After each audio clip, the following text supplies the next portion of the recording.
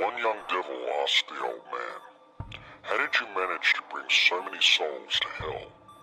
The old devil answered, "I instilled fear into them." Answers the younger, "Great job. And what were they afraid of? Wars? Hunger?" Answers the man, "No, they were afraid of the disease." For this youngster, does this mean they didn't get sick? Are they not dead? There was no rescue for them? The old man answered, "But no, they got sick, died, and the rescue was there." The young devil, surprised, answered, "Then I don't understand." The old man answered, "You know, they believe that the only thing they have to keep at any cost is their lives. They stopped hugging, greeting each other. They moved away from each other. They gave up all social contacts and everything that was human.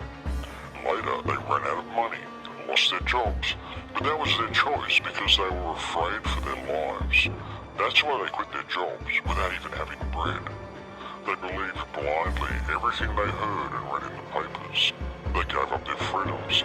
They didn't leave their own homes literally anywhere. They stopped visiting family and friends. The world turned into such a concentration camp without forcing them into captivity. They accepted everything just to live at least one more miserable day."